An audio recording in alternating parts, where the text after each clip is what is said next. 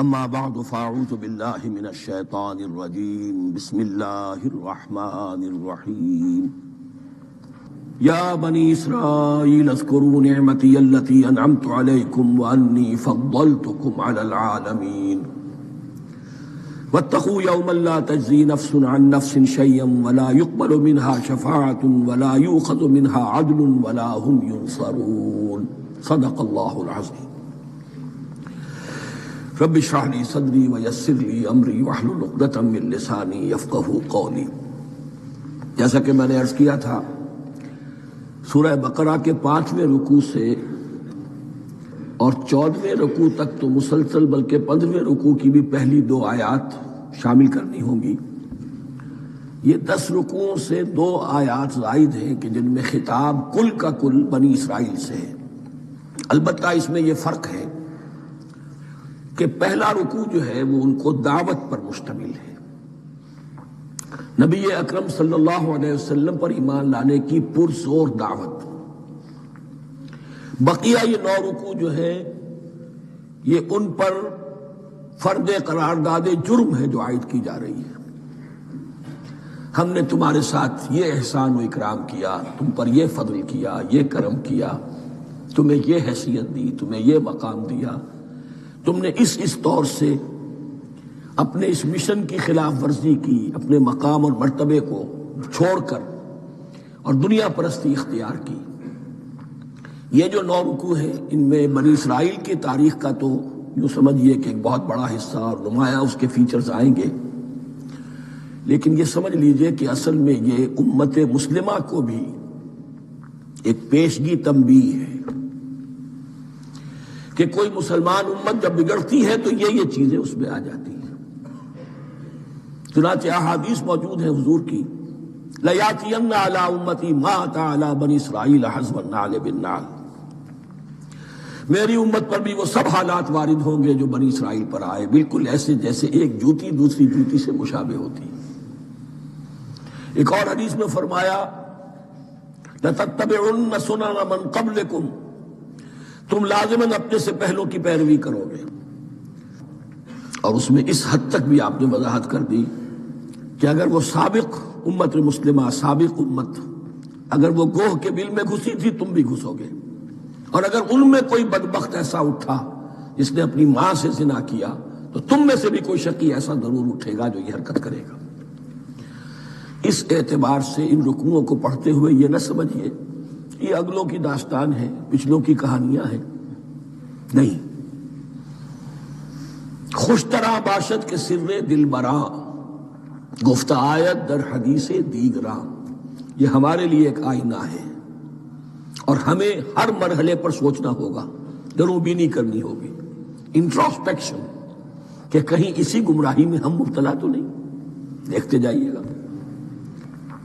دوسرا نقطہ پہلے سے یہ سمجھ لیجئے، یہ جو 2 آیتیں میں نے 6 رکوع کی تلاوت کی ہیں، بعین ہی یہی 2 آیتیں 15ویں رکوع میں آئیں گی، اور اس کو یوں سمجھیے کہ یہ 2 بریکٹس ہیں۔ 9 رکوعوں کا مضمون ان 2 بریکٹس کے درمیان ہے۔ یہ 2 آیتیں یہاں سے بریکٹ شروع ہو رہی ہیں، وہ 2 آیتیں ان پر بریکٹ ختم ہو رہی ہیں، بعین ہی وہی آیات۔ ایک آیت میں تو شوشے کا بھی فرق نہیں، دوسری آیت میں صرف ترتیب بدلی ہے، مضمون وہی ہے۔ اس کے مابین جو کچھ ہے، اس سے باہر یہ جو 5واں رکوع تھا اس کے مضامین گویا کہ ضرب کھا رہے ہیں بریکٹ کے اندر کے سارے مضامین سے۔ یہ حساب کا بہت ہی عام فہم سا قاعدہ ہے، بریکٹ کے باہر کوئی رقم لکھی ہوئی ہے جس کے بعد کوئی زبر، کوئی جمع یا تفریق اگر نہیں ہے تو وہ ضرب کھائے گی، بریکٹ کے اندر جتنی بھی ویلیوز ہیں ان کے ساتھ ضرب کھائے گی۔ تو گویا کہ ہر قدم پر حضور پر دعوت، ایمان لانے کی دعوت اس پورے معاملے میں موجود ہے، اس لیے کہ اس میں بعض آیتیں ایسی آ گئی ہیں، ایک زیادہ نمایاں ایک کم نمایاں، جن سے کچھ لوگوں کو مغالطہ ہوا یا کچھ لوگوں نے فتنہ پیدا کیا جان بوجھ کر۔ یہ فتنہ ایک بار پیدا ہوا تھا اکبر کے زمانے میں، دین الہی کی شکل میں، کہ صرف خدا کو مان لینا، آخرت کو مان لینا اور نیک اعمال کرنا نجات کے لیے کافی ہے، کسی رسول پر ایمان لانا ضروری نہیں ہے۔ یہ صوفیہ میں بھی یہ فتنہ بہت بڑے پیمانے پر آیا. مسجد مندر ہکڑو نور، مسجد میں اور مندر میں ایک ہی نور ہے، سب مذاہب ایک ہی ہے. سارا فرق جو ہے شریعتوں کا ہے، عبادت کی ظاہری شکل کا ہے، وہ ہے رسولوں سے متعلق. رسولوں کو بیچ میں سے نکال دیجئے تو یہ دین الہی رہ جائے گا، اللہ کا دین. اتنا بڑا فتنہ تھا کہ جب ہندوستان میں سیاسی اعتبار سے، حکومت کے اعتبار سے مسلمانوں کا اقتدار چوٹی پر تھا، کلائمیکس پر، اکبر اعظم، اس وقت یہ دین الہی کا فتنہ اٹھا کہ دین محمدی کا اب دور ختم ہو گیا. وہ 1000 سال کے لیے تھا، 1000 سال پورے ہو گئے، اب الف ثانی ہے، دوسرا 1000 سال ہے، اس کے لیے نیا دین ہے. اسے دین اکبری بھی کہا گیا اور دین الہی بھی کہا گیا. اور اس میں ایک آیت آئے گی جس سے استدلال کیا ہے کچھ لوگوں نے. اس صدی میں پھر یہ فتنہ اٹھا تھا گاندھی کے فلسفے کے ذریعے سے، اور ایک بہت بڑا نابغہ انسان مسلمانوں میں سے، بہت بڑا نابغہ، جینیس، ابوالکلام آزاد، وہ بھی اس فتنے کا شکار ہو گیا. متحدہ قومیت. چنانچہ گاندھی اپنی پرارتھنا میں کچھ قرآن کی تلاوت بھی کراتا تھا، کچھ گیتا بھی پڑھواتا تھا، کچھ اپنشدوں سے، کچھ بائبل سے، کچھ گرو گرنتھ سے. معلوم ہو یہ سب ٹھیک ہے، سب ایک ہے، سب لوگوں کو ایک ہونا چاہیے، ایک قوم ہونا چاہیے. مذہب تو انفرادی معاملہ ہے، کوئی مسجد میں چلا جائے، کوئی مندر میں چلا جائے، کوئی گردوارے میں چلا جائے، کوئی چرچ میں چلا جائے، کوئی سینیگاگ میں چلا جائے، کیا فرق واقع ہوتا ہے؟ اس کا توڑ یہی ہے کہ سمجھ لیجئے یہ جو 7 آیتیں ہیں 5ویں رکوع کی، یہ ہے بریکٹ کے باہر، اور یہ ضرب کھا رہی ہے مسلسل. اس بریکٹوں کے درمیان جتنی بھی مضمون آ رہا ہے وہ سب ان کے تابع ہوگا. گویا کہ جہاں تک حضور پر ایمان لانے کا معاملہ ہے وہ انڈرسٹوڈ سمجھا جائے گا، مقدر سمجھا جائے گا ہر مرحلے پر ان 2 بریکٹوں کے مابین. اب چلیے بسم اللہ. یا بنی اسرائیل اذکروا نعمتی التی انعمت علیکم وانی فضلتکم علی العالمین. اے اسرائیل کی اولاد، یاد کرو میرے اس انعام کو جو تم پر ہوا، اس کی وضاحت میں کر چکا ہوں، لیکن یہاں جو الفاظ آ رہے ہیں بہت زوردار. وَأَنِّي فَضَّلْتُكُمْ عَلَى الْعَالَمِينَ، میں نے تمہیں فضیلت عطا کی تمام جہانوں پر. یہاں ایک قاعدہ نوٹ کر لیجئے، عربی نحو کا قاعدہ یہ ہے کہ کہیں ظرف جس میں کوئی شے ہے، ظرف کی جمع لے لیتے ہیں، مراد ہوتا ہے مظروف، ظرف کے اندر جو شے ہے اس کی جمع. تمام جہانوں پر فضیلت، کیا فرشتوں پر بھی فضیلت؟ نہیں، جہان والوں پر، تمام اقوام عالم پر تمہیں فضیلت عطا کی، یہ مطلب ہے اس کا. تمام عالموں پر، تمام جہانوں پر، یعنی تمام جہان والوں پر. اس انسان عالم انسانیت کے اندر جتنے بھی مختلف گروہ ہیں، نسلیں ہیں، طبقات ہیں، ان میں فضیلت. وَاتَّقُوا يَوْمًا لَا تَجْزِي نَفْسٌ عَن نَفْسٍ شَيْئًا. میں عرض کر چکا ہوں، اب تیسری مرتبہ پھر عرض کر رہا ہوں. اصل شے آخرت، محاسبہ آخرت. یہ مستحضر ہوگا تو انسان سیدھا رہے گا. اس میں کمزوری آ جائے، ضعف آ جائے تو باقی ایمان باللہ، ایمان بالرسالت، یہ نہ معلوم کیا کیا شکلیں اختیار کر لیں. دیکھیے اس آیت کے اندر 4 اعتبارات سے محاسبہ آخرت کا زور ہے. وَاتَّقُوا يَوْمًا، ڈرو اس دن سے، لا تجزی نفس عن نفس شیئا، جس دن کوئی جان کسی دوسرے کے کام نہ آ سکے گی. ولا يقبل منها شفاعہ، اور نہ کسی سے کوئی سفارش یا شفاعت قبول کی جائے گی. Categorical denial. ولا يؤخذ منها عدل، نہ کسی سے فدیہ قبول کیا جائے گا. ولا هم ينصرون، اور نہ انہیں کوئی مدد مل سکے گی. ہم نے طرح طرح کے عقیدے، شفاعت باطلہ کا تصور. اہل عرب سمجھتے تھے ہمیں یہ فرشتے جو ہے خدا کی بیٹیاں ہیں، یہ لات اور منات اور عزا ہم نے ان کے بت بنا رکھے ہیں. پوچھتے ہیں یہ اپنے ابا جان سے اللہ کی بیٹیاں ہیں نا، لاڈلی بیٹیاں، چھڑا لیں گے. ہمارے ہاں بھی تصور ہے اولیاء اللہ چھڑا لیں گے. یا شفاعت باطلہ، خود حضور کی شفاعت کے بارے میں جو غلط تصورات ہیں. ایک شفاعت حقہ ہے، اس کی وضاحت کا یہ موقع نہیں ہے. وہ آیت الکرسی پہ جب ہم پہنچیں گے انشاءاللہ تعالیٰ اسی سورہ مبارکہ میں تو اس کی وضاحت بھی ہوگی. یہ سارے جو ہم نے جو گھڑ رکھے ہیں خیالات، ان کی نفی اس آیت کے حوالے سے کی. وَاتَّقُوا يَوْمًا لَا تَجْزِي نَفْسٌ عَن نَفْسٍ شَيْئًا، کوئی انسان دوسرے انسان کے کام نہیں آ سکتا. وَلَا يُقْبَلُ مِنْهَا شَفَاعَةٌ، کسی جان کی طرف سے کوئی سفارش قبول نہیں ہوگی. وَلَا يُؤْخَذُ مِنْهَا عَدْلٌ، نہ کوئی فدیہ قبول کیا جائے گا. وَلَا هُمْ يُنصَرُونَ، نہ انہیں کوئی مدد مل سکے گی. اب اس کے بعد اللہ تعالیٰ کے احسانات اور ان کی طرف سے جو ناشکریاں ہوئی ہیں ان کی بڑی تفصیل کے ساتھ اب بات چلے گی. تفصیل نہیں، تیزی کے ساتھ. یہ واقعات کئی 100 برس کے ہیں، لیکن ایک تو یہ کہ ان کی تفاصیل مکی صورتوں میں آ گئی ہیں. سب سے زیادہ سورہ اعراف میں ملے گی، اور بھی کئی صورتوں میں آپ کو مل جائے گی. یہاں پر تو پے بپے، جیسے کہ ایک قرارداد جرم کسی پر کی جاتی ہے تو اس میں سب گنوائے جاتے، تم نے یہ کیا، یہ کیا، یہ کیا. وَإِذْ نَجَّيْنَاكُم مِّنْ آلِ فِرْعَوْنَ، اور ذرا یاد کرو جب کہ ہم نے تمہیں نجات دی تھی فرعون کی قوم سے. يَسُومُونَكُمْ سُوءَ الْعَذَابِ، وہ تمہیں بدترین عذاب میں مبتلا کیے ہوئے تھے. يُذَبِّحُونَ أَبْنَاءَكُمْ وَيَسْتَحْيُونَ نِسَاءَكُمْ، تمہارے بیٹوں کو ذبح کر ڈالتے تھے اور تمہاری عورتوں کو زندہ رکھتے تھے. عورتیں تو پھر ان کے کام آتی تھی، گھر میں کام کاج کے لونیاں بنتی تھی، گھروں میں ڈال دیتے تھے. لیکن لڑکوں کو، اور یہ 2 موقع پر ہوا ہے بنی اسرائیل کے ساتھ. یہ بعد میں انشاءاللہ اس کی تفصیل آئے گی. وَفِي ذَلِكُمْ بَلَاءٌ مِّن رَبِّكُمْ عَظِيمٌ، اور یقیناً اس میں تمہارے رب کی طرف سے تمہارے لیے بڑی آزمائش تھی. وَإِذْ فَرَقْنَا بِكُمُ الْبَحْرَ، اور یاد کرو جب کہ ہم نے تمہارے لیے سمندر کو پھاڑ دیا یا دریا کو پھاڑ دیا.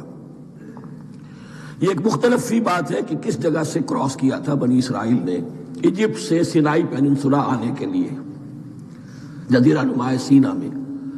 ایک رائے یہ کہ دریائے نیل کو کراس کر کے گئے ہیں، لیکن یہ بات غلط ہے. دریائے نیل تو مصر کے اندر ہے، وہ کبھی بھی مصر کی حد نہیں بنا.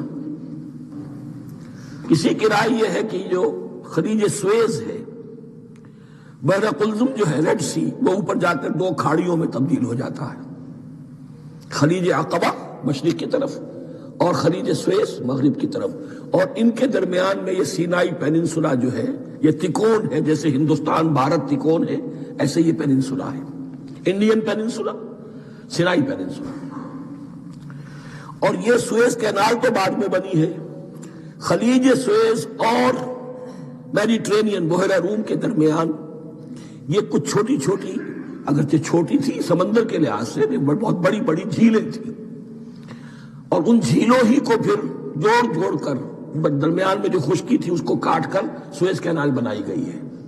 تو اب تو یہ مسلسل ایک رابطہ ہے، لیکن معلوم ہوتا ہے کہ یا تو خلیج سویس کو کراس کیا ہے حضرت موسیٰ علیہ السلام نے، اور یہی میری رائے زیادہ یہی ہے، اس لیے کہ کوہ طور جو ہے وہ اس پیننسولا کی ٹپ پر ہے، نیچے ہے یہاں، جہاں پر بھی ان کا قیام رہا اور جہاں پھر حضرت موسیٰ کو 40 دن کے لیے کوہ طور پر بلا کر اور پھر انہیں تورات دی گئی ہے. تو معلوم ہوتا ہے کہ جو خلیج سویز ہے اسے کراس کیا ہے. کراس کس طرح کیا ہے کہ حضرت موسیٰ کے عصا کی ایک ضرب سے سمندر پھٹ گیا. فَكَانَ كُلُّ فِرْقٍ كَالطَّوْدِ الْعَظِيمِ، دونوں طرف چٹانوں کے مانند پہاڑ کی طرح جو ہے وہ سمندر کھڑا ہو گیا، اس کے راستے سے یہ نکل گئے. اور پھر جب فرعون اور اپنا لشکر لے کر جب آیا ہے، اس نے سوچا ہم بھی نکل جائیں، وہ غرق ہو گئے، اس لیے کہ دونوں طرف کا پانی آپس میں مل گیا. یہ تھی کیفیت، اور معجزانہ کیفیت تھی. یہ کوئی فطرت کے یا نیچر کے اصول کے مطابق بات نہیں تھی، اور میں عرض کر چکا ہوں، آپ کو بتا چکا ہوں معجزہ کسے کہتے ہیں. وَإِذْ فَرَقْنَا بِكُمُ الْبَحْرَ فَأَنْجَيْنَاكُمْ، جب ہم نے تمہارے لیے یا تمہارے ساتھ سمندر کو پھاڑ دیا، تمہارے لیے، تمہارے گزرگاہ بنانے کے لیے، تو تمہیں تو نجات دے دی. وَأَغْرَقْنَا آلَ فِرْعَوْنَ وَأَنْتُمْ تَنظُرُونَ، اور تمہاری نگاہوں کے سامنے فرعون کے لاؤ لشکر کو غرق کیا، تم دیکھ رہے تھے. یہ گزر چکے تھے، اس ساحل پر کھڑے ہیں، ادھر سے یہ داخل ہوئے ہیں اور پانی دونوں طرف سے آ کر مل گیا اور یہ غرق ہو گئے.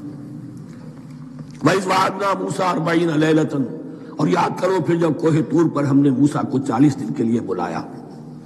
ثم اتخذتم العجل، ان کی غیر حاضری میں تم نے بچڑے کی پرستی شروع کر دی، اسے معبود بنا لیا، من بعد ہی، اس کی غیر موجودگی میں، وانتم ظالمون، تم بہت بڑا ظلم تھا جس کا ارتکاب کیا، ان الشرک لظلم عظیم، عظیم ترین ظلم جو ہے وہ شرک ہے، اور شرک جلی کی یہ شکل کہ بچڑے کو پوج گئے۔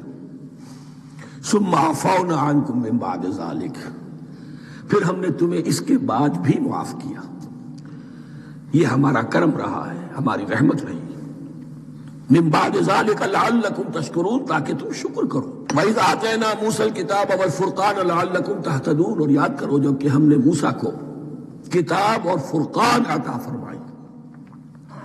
یہ فرقان حق اور باطل کے درمیان فرق کر دینے والی چیز، اور کتاب عام طور پر جو آتا ہے وہ شریعت کے لیے آتا، شریعت بھی دی، کتاب بھی دی، اور فرقان بھی دیا، لعلکم تہتدون، تاکہ تم ہدایت پاؤ۔ وَإِذْ قَالَ مُوسَىٰ لِقَوْمِهِ، اور یاد کرو جب کہ کہا تھا موسیٰ نے اپنی قوم سے، یا قوم انکم ظلمتم انفسکم باتخاذکم العجل، اے میری قوم کے لوگوں، یقیناً تم نے اپنے اوپر بڑا ظلم کیا ہے بچڑے کو معبود بنا کر۔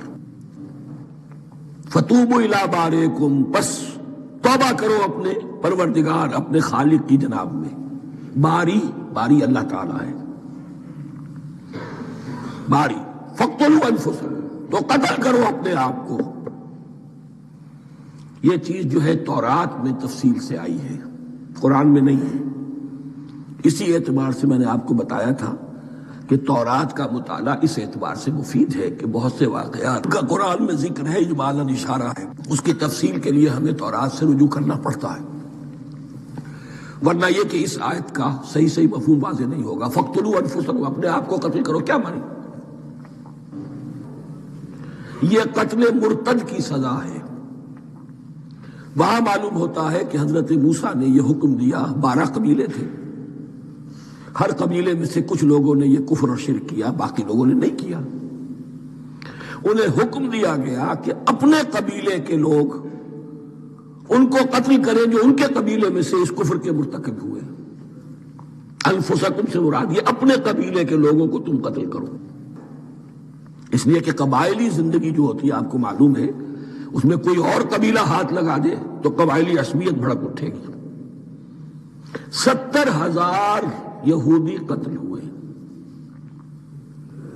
اس سے بڑی توبہ اور ممکن نہیں، اس سے بڑا پرج، کسی بھی آئیڈیالوجیکل پارٹی کے اندر پرج بہت ضروری ہوتا۔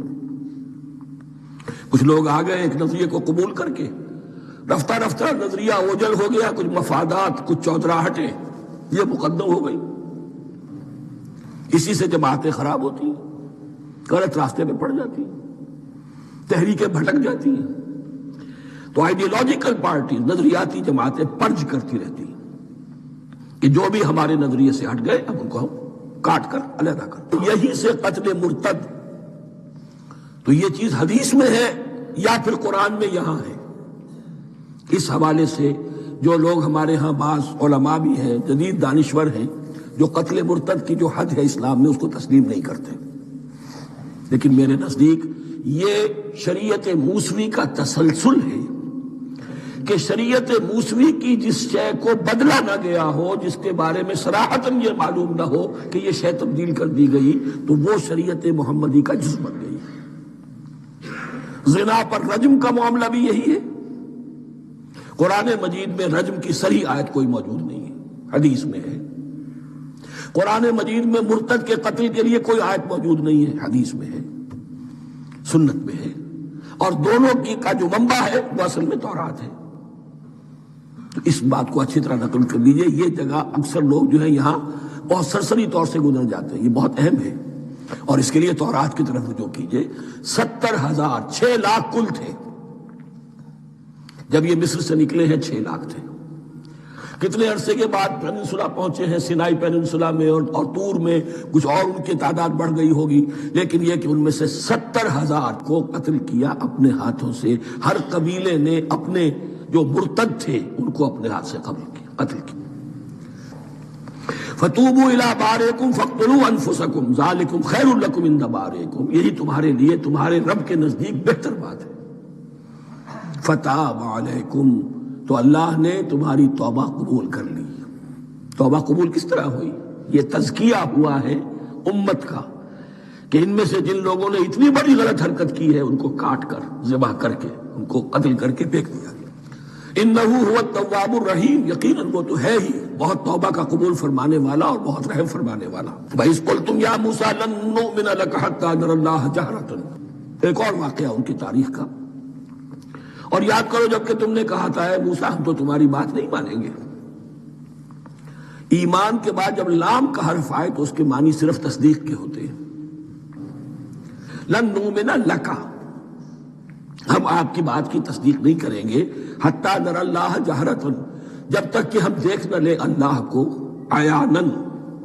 ہمیں کیا پتا اللہ نے یہ کتاب دی آپ کو، آپ تو لے کر آ گئے۔ ہمارے سامنے تو پتھر کی کچھ تختیاں ہیں، ان پہ کوئی لکھا ہوا، کس نے لکھا ہمیں کیا پتا۔ اب دیکھیے ایک حضرت موسیٰ کی خواہش تھی رب ارنی انظر الیک، وہ کچھ اور شے تھی۔ یہ تخریبی ذہن ہے جو یہ کہہ رہا ہے کہ ہم بھی چاہتے ہیں کہ اللہ کو اپنی آنکھوں سے دیکھیں اور معلوم ہو کہ واقعی اس نے یہ کتاب آپ کو دی ہے۔ فَأَخَذَتْكُمُ الصَّاعِقَةُ، تو تمہیں آپ پکڑا ایک بہت بڑی کڑک نے، ایک بہت بڑی کڑک ہوئی اور سب کے سب مردہ ہو گئے۔ وَأَنْتُمْ تَنظُرُونَ، تمہارے دیکھتے دیکھتے ایک کڑک نے تمہیں آ لیا۔ ثُمَّ بَعَثْنَاكُم مِّن بَعْدِ مَوْتِكُمْ، پھر ہم نے تمہیں دوبارہ اٹھایا تمہاری موت کے بعد۔ بعض لوگ اس کی یہ تعویل کر رہے ہیں کہ یہ موت نہیں تھی بلکہ بے ہوش ہو گئے تھے، یعنی جو بھی کڑک تھی اس کی وجہ سے سب کے سب بے ہوش ہو کے گر گئے۔ لیکن میرے نزدیک یہاں تعویل کی ضرورت نہیں، بعد سے بعد الموت اللہ کے لیے کوئی مشکل نہیں۔ ہم الفاظ کو خواب کاہے کو ان کے اصل جو مفہوم ہے جو کہ صاف ہے صریح ہے اس سے خواب کاہے کے لیے موڑ کر لے کر جائیں۔ ثم بعثناکم من بعد موتکم لعلکم تشکرون، تاکہ تم شکر کرو۔ وَظَلَّلْنَا عَلَيْكُمُ الْغَمَامَ وَأَنزَلْنَا عَلَيْكُمُ الْمَنَّ وَالسَّلْوَىٰ، اور ہم نے تم پر ابر کا سایہ کیا۔ اب 6 لاکھ کا قافلہ چل رہا ہے، سینائی پیننسولا، صحرا، کوئی اوٹ نہیں، کوئی سایہ نہیں، لق و دق، دھوپ کی تبش۔ تو اللہ کا فضل ہوا کہ ایک سائے کی طرح ابر جو ہے ان کے ساتھ ساتھ جہاں جہاں وہ جا رہے ہیں وہ ابر ان پر سایہ کیے ہوئے۔ وَأَنزَلْنَا عَلَيْكُمُ الْمَنَّ وَالسَّلْوَىٰ، کھانے کو کچھ نہیں، تو من اور سلوہ نازل کیے گئے۔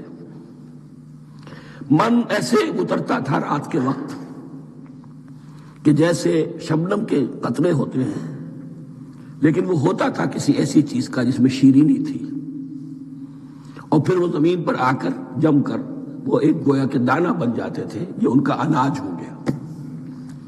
کاربوہائیڈریٹ سپلائی اس سے ہو گئی، من سے۔ اور سلوہ ایک خاص قسم کا پرندہ بٹیر کی شکل کا جو بے پناہ بڑی تعداد میں ان کے بڑے بڑے جھنڈ آتے تھے شام کے وقت، اور وہ ان کے ڈیرا جہاں ہوتا تھا اس کے گرد وہ اتر آتے تھے، اور رات کی تاریکی میں یہ آسانی سے ان کو پکڑتے تھے، ان کو کھاتے تھے بھون کر، اور یہ ان کی پروٹین ہو گئی۔ پوری غذا جو ہے اللہ تعالیٰ نے ان کو فراہم کر دی۔ وَأَنزَلْنَا عَلَيْكُمُ الْمَنَّ وَالسَّلْوَىٰ كُلُوا مِن طَيِّبَاتِ مَا رَزَقْنَاكُمْ، کھاؤ ان پاکیزہ چیزوں کو جو ہم نے تمہیں عطا کی ہیں۔ وَمَا ظَلَمُونَا، ہم نے تو ان پر کوئی ظلم نہیں کیا، وَلَٰكِن كَانُوا أَنفُسَهُمْ يَظْلِمُونَ، لیکن وہ خود ہی اپنے اوپر ظلم ڈھاتے رہے، ہر قدم پر نافرمانی اور ناشکری۔ اس کی بھی ناشکری آگے آ جائے گی چل کر، من و سلوہ سے بھی ناشکری کی انہوں نے۔ وَإِذْ قُلْنَا ادْخُلُوا هَٰذِهِ الْقَرْيَةَ فَكُلُوا مِنْهَا حَيْثُ شِئْتُمْ رَغَدًا وَادْخُلُوا الْبَابَ سُجَّدًا وَقُولُوا حِطَّةٌ نَغْفِرْ لَكُمْ خَطَايَاكُمْ، اور یاد کرو جب کہ ہم نے تم سے کہا تھا اس شہر میں داخل ہو جاؤ اور پھر کھاؤ اس میں سے بافراغت جہاں سے چاہو جو چاہو، لیکن دیکھنا دروازے میں داخل ہونا جھک کر، اور کہتے رہنا مغفرت مغفرت مغفرت، ہم تمہاری خطاؤں سے درگزر فرمائیں گے۔ اس آیت کو سمجھنے کے لیے ذرا تاریخی بات سمجھ لیجئے۔ صحرائے سینا میں آنے کے بعد اور یہ جو کتاب تورات انہیں مل گئی تھی اس کے بعد حضرت موسیٰ علیہ السلام کے ہی زمانے میں انہیں جہاد اور قتال کا حکم ہوا۔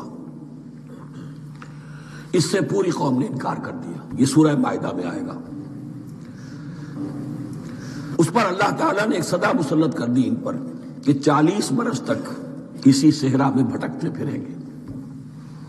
اگر یہ ابھی قتال کرتے، جہاد کرتے، تو پورا فلسطین ان کے ہاتھ پر ابھی فتح کرا دیتے.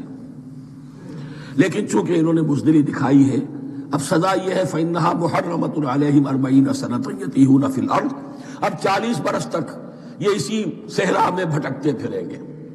اور ارض فلسطین جو ان کے لیے ارض موعود تھی وہ ان پر حرام کر دی گئی 40 سال کے لیے.